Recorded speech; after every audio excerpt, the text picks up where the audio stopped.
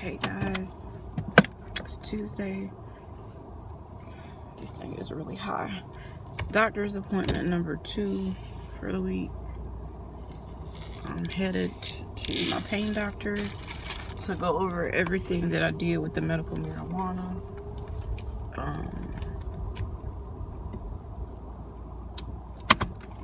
Probably won't go there until, I don't know, Wednesday or Thursday, to the medical marijuana place to get more information, because I just forgot all my stuff. But anyways, it's 9:30, it's 46 degrees, the temperature is like, and it's raining. So the joints are not happy. I kind of feel like achy, sore throat. I don't know if it's from when I left the house yesterday originally, went and pumped gas, and it was so cold and windy. Because when I left out early, I said it wasn't as cold. So I came right back home and got my, my cardigan. But I really don't know that or my flu shot. I normally don't ever have, I've never had issues with a flu shot besides feeling a little achy a little bit, and if you say out of 1 to 10 it might be a 2, like nothing like that, and your arm of course hurts. But I don't know, I was really itchy last night. I think that's part of my lupus, because when my lupus is flaring, I'll just like itch uncontrollable. Like I was like literally breaking out. So I didn't know, but got a couple things on the list. Once I go to the doctor, I have to go to the post office, and then I have to go to Hobby Lobby to get an ornament for the ornament exchange for Friday at church. I'm gonna think, is there anything else on the list? I think that's pretty much it. Excited to be alive, y'all. Excited to be alive. Gotta add some positivity when you're struggling. Oh Lordy. It was definitely like, I'm praying like because he did say the medical marijuana, the higher dose that he wants me to do for sleep, will help me sleep. Because literally, like, of course, when I got home yesterday, I laid down and I slept for like an hour, not trying to, but my body was just that drained. And that's just what happens, like with lupus and certain autoimmune disease. Like, the fatigue is not just, oh, I worked 8 hours today and I'm just tired. It feels like you literally not slept in 72 hours. And as soon as you hit the pillow, you crash, and you don't even try to. I was just trying to like rest my mind. I actually was watching YouTube videos and fell asleep. It wears your body out, because your body already has, I'm in pain. My pain is worse at night. It was cold. I had my blanket on, but then sometimes you have to be careful. It's like your Raynaud get so severe and so painful. That's why I have the electric blanket. But at the same time, heat, when your body is hurting, they say ice it. Ice, makes it feel so much better than heat. Heat makes you to lock up instead of cooling to relax you. So sometimes I have to be careful, but I have been using my Fitfirst heater that I did the review on. If you guys have not seen the Raynaud's video with that product in it, make sure you go check that out. That little sucker is hot, like hot. So sometimes if I put it on, I have to put it from a distance. Like I had put on Instagram last night, my Raynaud's are so bad I had it on my feet. But that thing gets hot, but it feels so good. So I have been using that, and I'll probably start using that a little bit more, and just make myself wear socks. Because the only thing bad about like Raynaud is like, it feels like it's still an air conditioned breathing within your socks. So, and then with like hormones and lupus, then you get too hot and then you like ripping everything off. But then some points when the Raynaud is so bad, it's like my body locks and spasms up so bad, like I can't even move to say, let me put my sock back on. Like there's been plenty of times like I'm so cold and so spazzing and shaking that I have to get my husband to turn the blanket on, to put socks on me, because I literally cannot do that. So I don't want people to think, because I think I left out in the Raynaud of how painful it was or is, and I don't want people to think, oh, you just got cold fingers and toes. No, it's very dangerous. It affects your veins. It's a horrible disease to have. Hello. Hi. How are you? I'm good. How are you? You're here. Yeah. Well, it's so good to see you as Good always. to see you. Fill me in. How have things been going? I didn't do the nerve study. Yeah. The last couple of times that I tried, I was in a flare. And then the day that I actually came, he was like 4 patients behind. And I was like, I barely got here. And so I rescheduled, and then I still couldn't come. It was just, I just haven't felt good. And it's like to endure the pain of it. Like I just can't put my head around it right now. But I did see yesterday for the medical marijuana. So he did all my paperwork. He said I should be approved with no issue. They sent me an email, so I'm assuming I'm approved. I just have to do the $75 to the state for them to, I guess, do a background and give the card. But I told him I probably can't do that until the end of the month due to finances. Yeah. Because I had to pay $130 just to see him. So, I mean, I'd rather see him because he knows me versus, going somewhere else. Yeah. But, goodness gracious. So I just told him, I said, well, I see her tomorrow. So he said, if you could give me a script for a month, that should, okay. Because he's like, well, are you gonna, he said I could take both, and I was like, well, she doesn't want me to take both. We're trying to get away from it, but what he was saying is until we can adjust to know like how much of the marijuana to give me, like to take, or what works best, it's going to be like a up and down thing at first.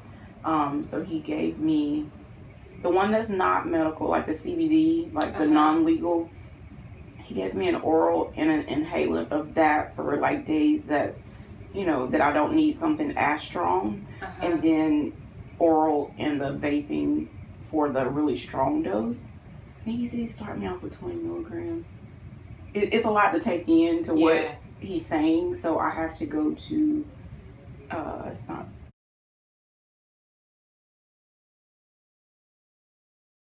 He said they're very knowledgeable there. They're very nice.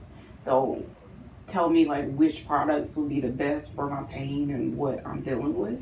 Okay. And better how to take it. Yeah. Usually they're very knowledgeable. Yeah. Because he just was like, one of them that's like downtown.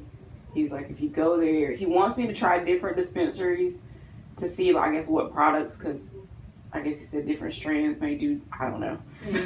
And so he's like, well, one of them you go, he's like, you may see people with tattoos and colored hair and it's going to smell like marijuana, but if you go to, he's like, they look like they work at the Apple store. And I was like, I think I'll just go to that one. I don't know about the other one. And the other one's not in a good area of town.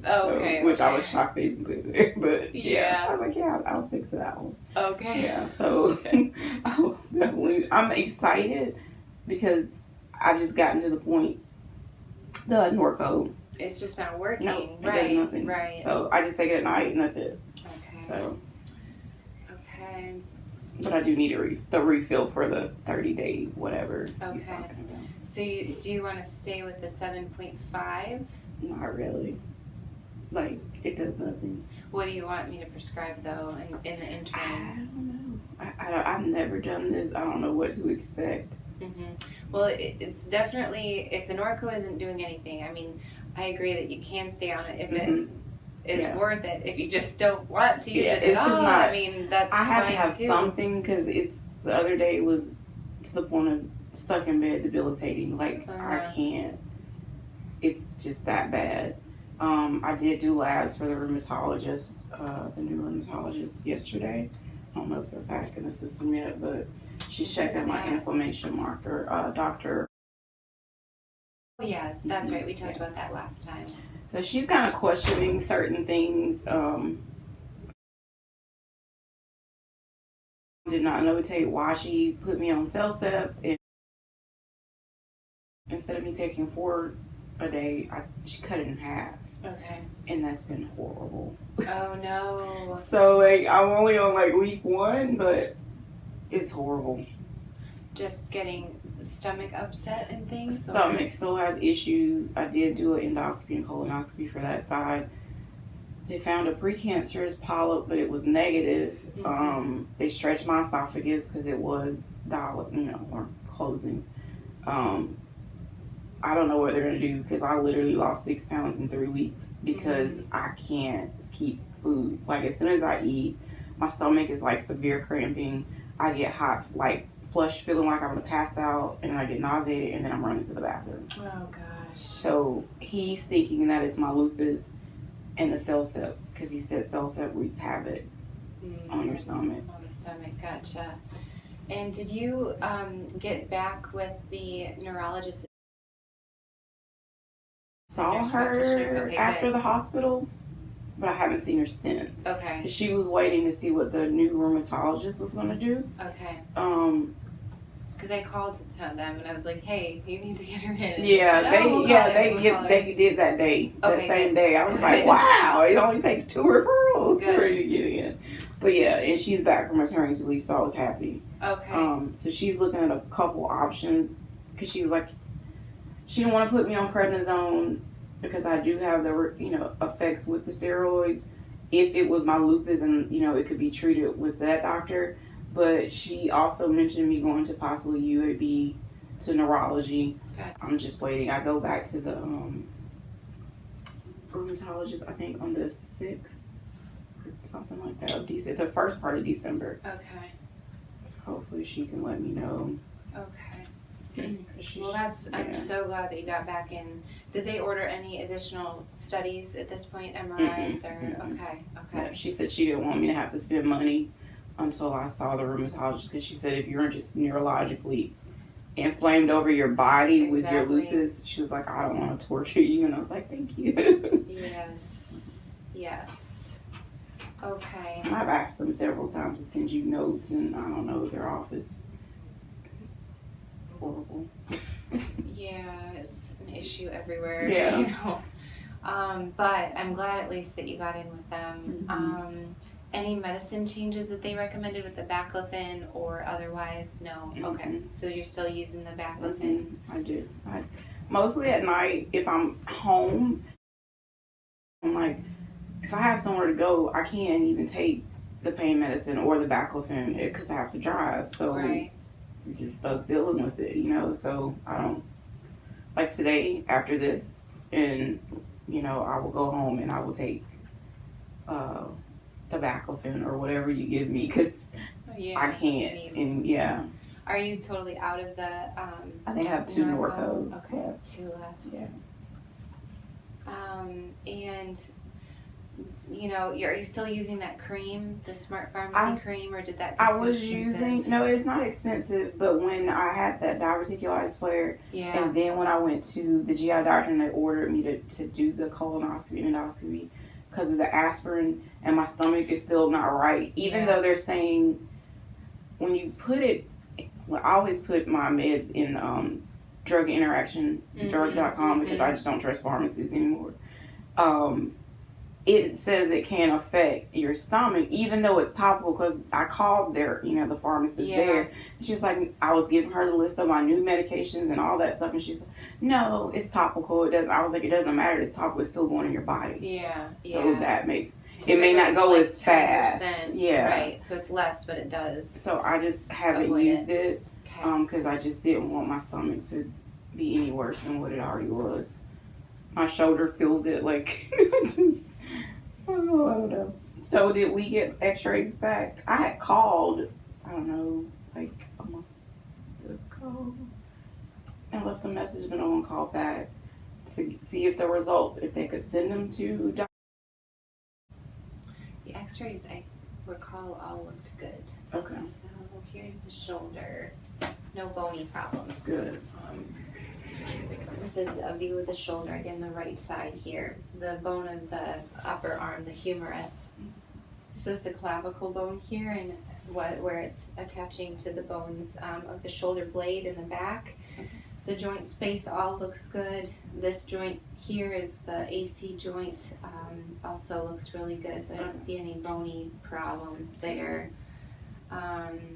Nothing obvious. Okay. And then the cervical spine should be right below here.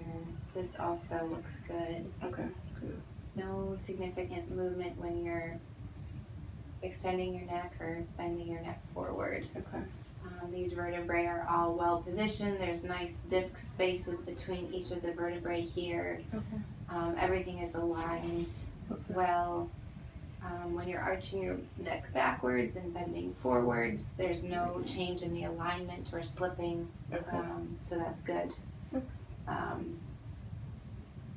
So all that looks pretty reassuring. Okay. Although, you know, it certainly doesn't Uh-huh. explain the pain. I don't know anymore. The point, because she's afraid to put me on anything new until she gets all my records, and I get it.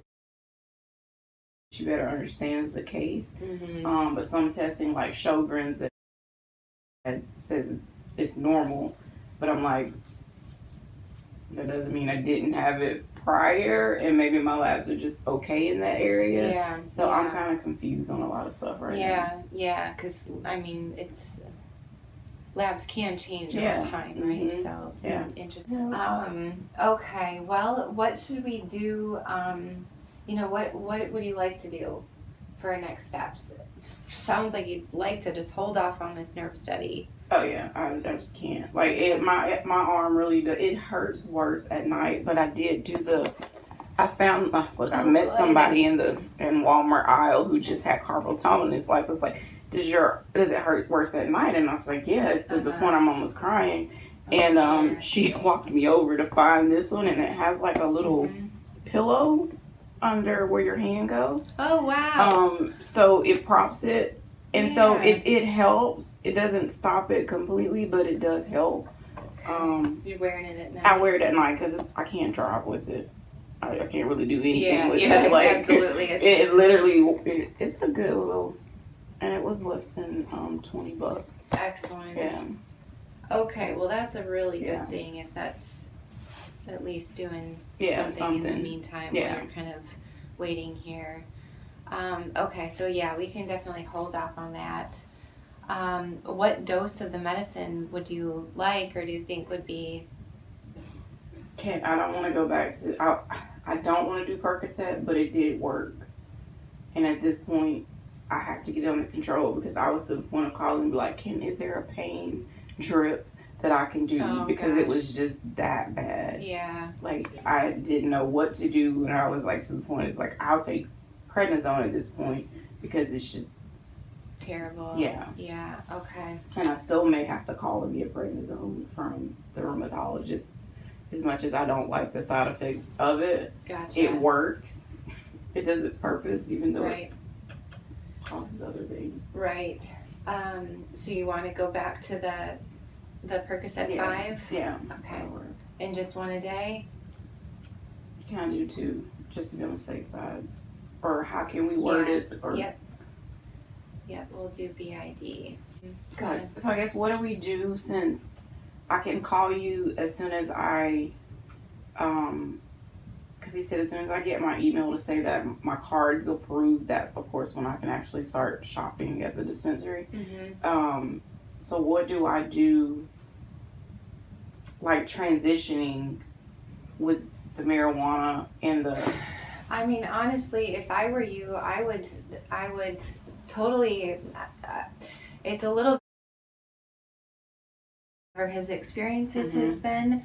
In my experience, I recommend people get off of the opioids for a month before they start the medical marijuana. Beforehand, okay. Yep, because we know that the opioid type of medicine can sometimes, even though it's designed to treat pain, we know that it can amplify pain for some people. It does. And that just to wean out one more medication before you get a brand new thing in your system makes sense, especially you know, with side effects. It's sometimes hard to know what's causing what. Exactly. You know, whereas, you know, if you try to slowly down titrate or slowly come off of the opioid medicine and gradually increase the marijuana, sometimes there's a gray zone, you know.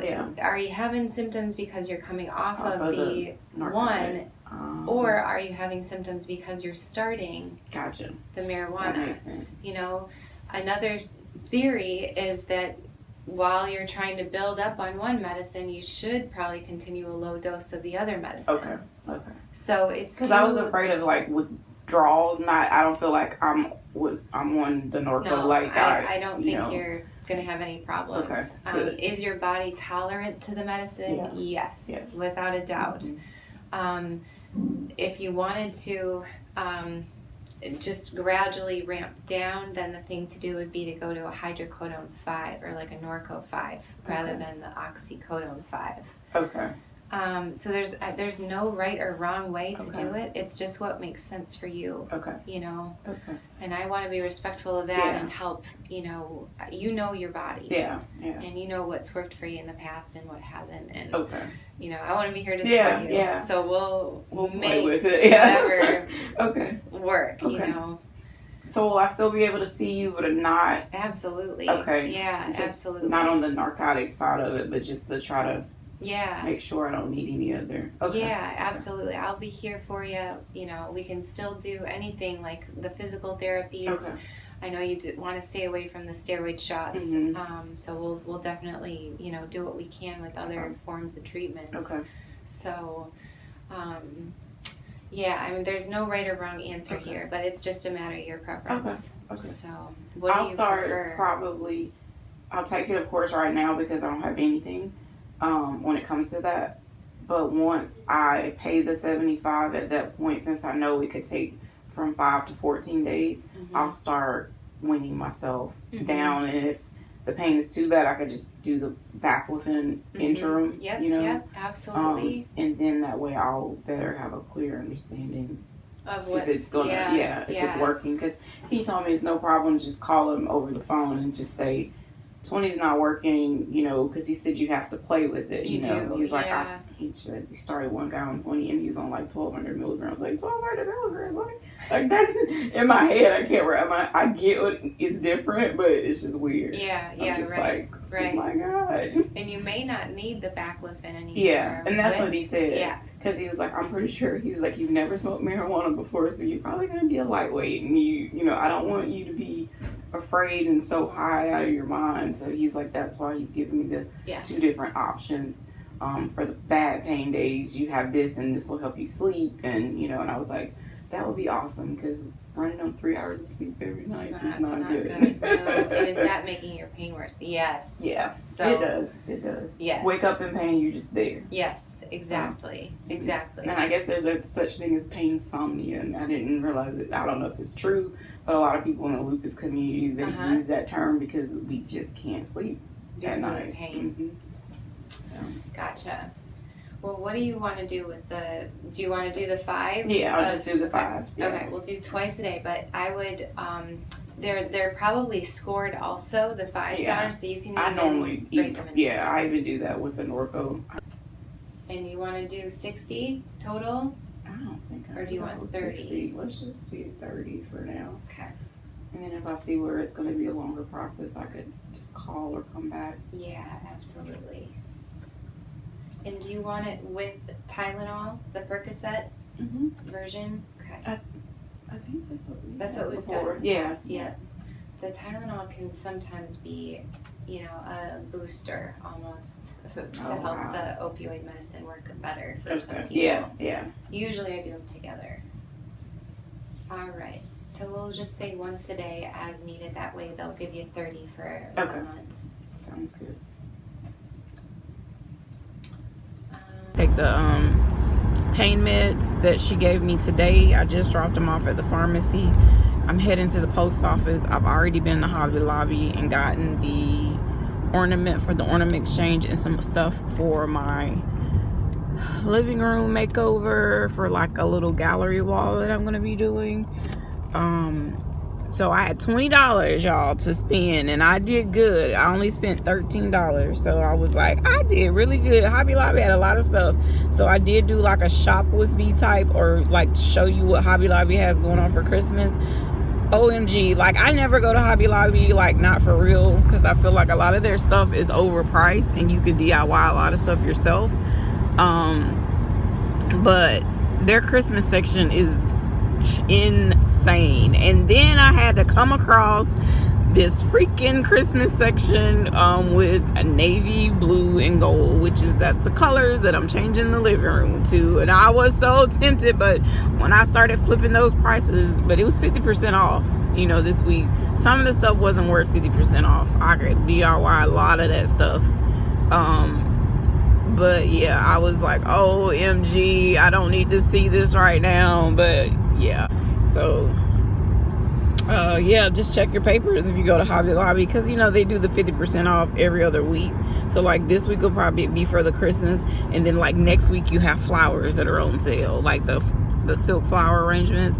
So I just think that, you know, when I do go, I always go when it's, you know, that time. And I had a 40% off coupon. So get your coupon online. Just type in Hobby Lobby coupons and you can automatically get your 40% off.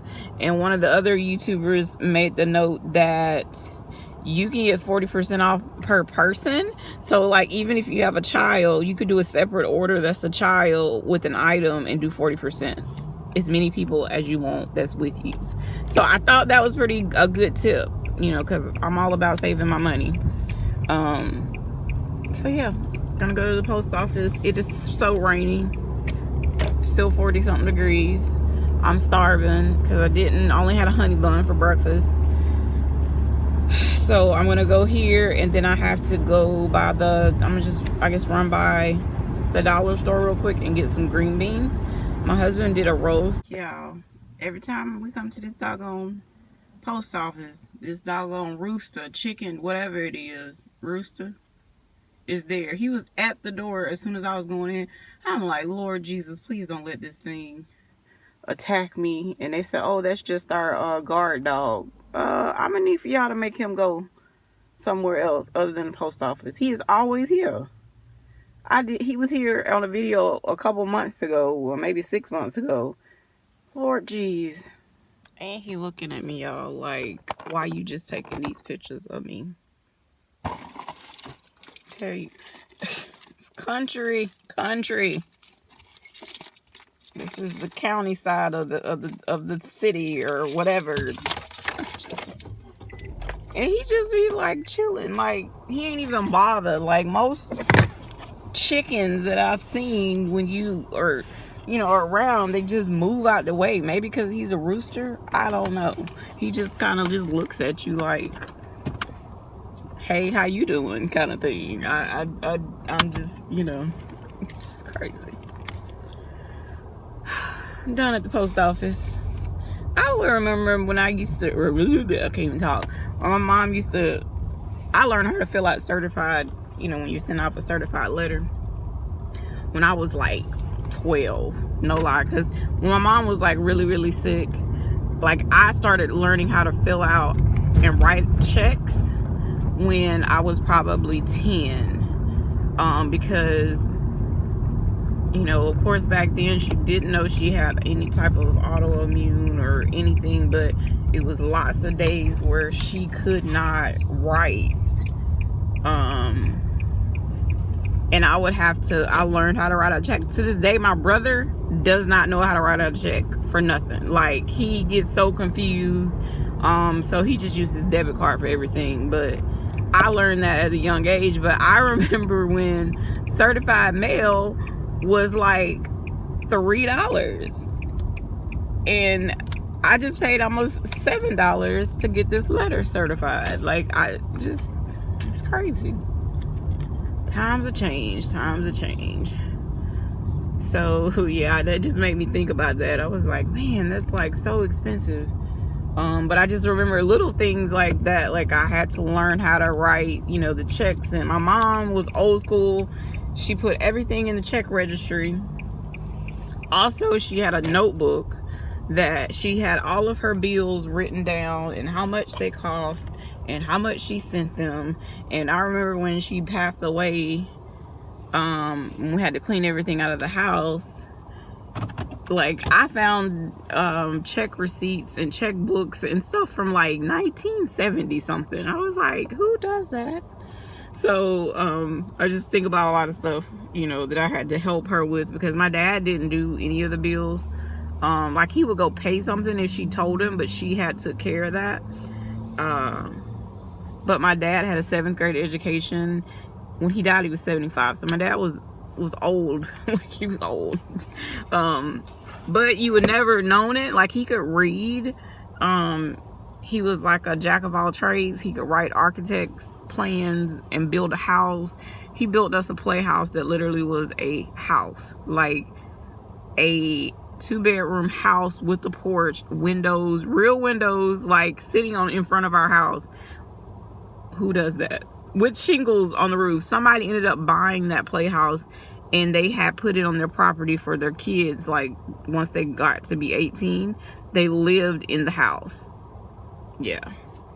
So let me run into the store and I'll come back.